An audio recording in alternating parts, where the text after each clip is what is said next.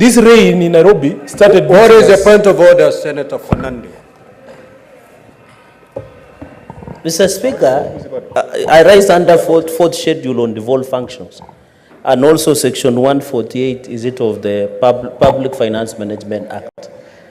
Is it a standing order number 1 and 105 if you want a standing orders?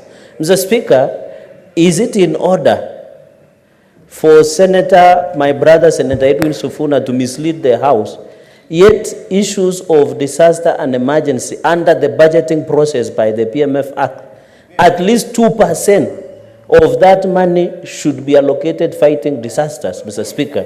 The point I'm trying to make is that the issue of handling disaster preparedness is not an exclusive function of national government. What Senator Sifuna should be telling the nation is what is the Nairobi City County government has done in Mathare before Senator Gloria, we do not allow understanding orders for choruses in this House. Conclude. Mr. Speaker, in fact, the national government only come to supplement, Mr. Speaker. So is it in order what Senator Sifuna should be telling the nation, what have they done as a county government to address the challenges while we sympathize and empathize with the people who have been affected in this city? What have they done as Nairobi City County on their 2%? And Mr. Speaker, sir, it is money that is allocated under the county revenue, Mr. Speaker. And for the information of the House, the governor of Nairobi said national government has given support to a tune of 500 million, Mr. Speaker. So you cannot allow Senator Sifuna to get away with misinformation and misleading the country, Mr. Speaker. He should be ruled out of order. Senator Sifuna, if I got you correctly, you indicated that the head of state came to Mathare 2 weeks after the floods had ravaged the area. And instead of coming to say what the national government had done, he came to state what his government was going to do. Taking it from where the Senator Fernandi has said, that under Schedule 4 of our Constitution, that particular function fairly falls within the county government.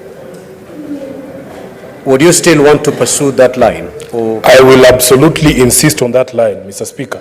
And Mr. Speaker, if you protect me from this frivolous points of order, I was actually going to tell you what the county government has done.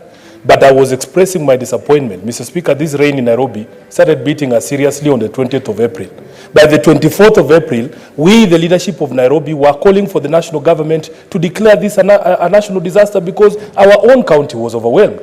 I hear people parroting about 2% of the resources of the county being directed to the disaster account. It's not as if county governments receive all the money that is allocated to them by this House and then separate 2% and put it in the account. As we speak right now, if you are a serious person who follows devolution, you know that the county governments have not received money since January. The equitable share of county governments has not reached the counties by from January. So, Mr. Speaker, when you hear somebody saying talk about 2%, 2% of what? You should talk about 2% of money that you have put in the accounts of the county governments. Mr. Speaker, my disappointment is in the fact that from the 24th of this month, of last month, people have been sleeping outside. Then you come and tell us that you're going to give 10,000 shillings to the affected households. We have lost over 10,000 households, Mr. Speaker. Where do you think these people have been sleeping? That is my disappointment, and I want to dissuade Honorable Mungatana. Don't wait for Ruto's money. It's not coming for your people.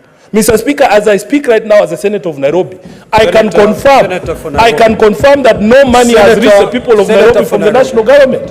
So don't tell us about 2%. Senator for Nairobi, in this House, we use parliamentary language. If you're referring to a colleague, you refer to them as honorable senator. If you're referring to the president, you refer him as His Excellency, the President of the Republic of Kenya. We do not have a Mr. Ruto. So kindly abide. I want to advise... I thought you had concluded. Yes, Senator. Let me make the correction you asked me to make. Okay, I want to ask the Honorable Senator for Tana River, the very able Danson Mungatana, do not wait for President Ruto's money. It is not coming. I thank you, Mr. Speaker. Senator Senator Chirange. Mr. Speaker, I want to make a comment on Senator Muma. Mr. Speaker, I want to thank the national government for supplementing what the default function is. I know you being a former governor, you know disaster management, disaster response, fire is, and you are a distinguished lawyer in this republic, Mr. Speaker. Mr. Speaker, I want to call upon county governments. I have seen even your county, some floods have started happening. That the 2% of the total of county revenue should be allocated. It is under the law. Whether the national government releases the money today or even in January, Mr. Speaker, they must allocate, because that's what the budget is all about, Mr. Speaker. Mr. Speaker, I want to thank the President, because despite this being a devolved function, Mr. Speaker, he promised that Kenyans will be given 10,000 shillings as a way of alleviating, Mr. Speaker. The Council of Governors should tell this nation, individual governors of Kitui, of Siaya, of Nandi, of Vihiga should be telling the country, what did they do